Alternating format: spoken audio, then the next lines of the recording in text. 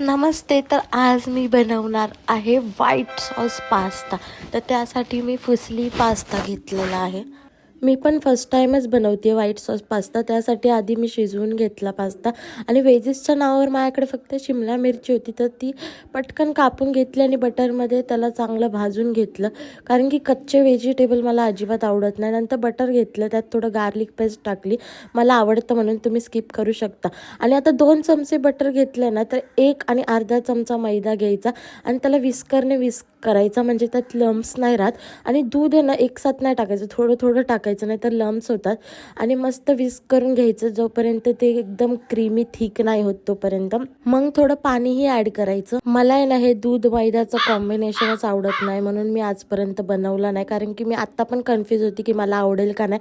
मग ह्यात मी black pepper powder, chili flakes, oregano टाकलं, त्यानंतर मीठ पण टाकलं, मग चीज टाकलं, कारण की चीजशिवाय तर पास्ता अधुरा आहे. मग थोडी फ्रेश क्रीम टाकली, थोडं थिक आणि क्रीमी होण्यासाठी.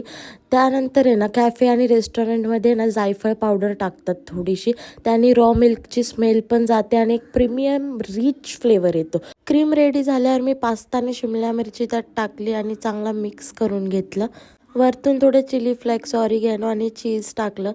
आणि मी पहिल्यांदाच खाणार आहे आज व्हाईट सॉस पास्ता. पहिले पण खूप वेळा माझ्यासमोर आला, पण कधी मी खाल्लाच नाही. काय माहिती, मला खाऊच वाटायचा नाही. पण आज मी ट्राय केला ना, तर खरं सांगू ना, म्हणजे आज असा विचार केला ना तसा नव्हता. एकदम टेस्टी होता. पण तरी हा माझ्यासाठी बनलेला नाही, कारण की मला झणझणीत खायची सवय, म्हणून माझा फेवरेट रेड सॉस पास्ताच राहणार आहे. पण हा पण एकदम भारी होता. तुम्ही नक्की असा एकदा ट्राय करा. आणि व्हिडिओ आवडला असेल तर लाईक आणि कमेंट नक्की करा. भेटूया नेक्स्ट व्हिडिओमध्ये. आणि तुम्हाला अजून कोणती रेसिपी बघायला आवडेल नक्की सांगा. Bye bye.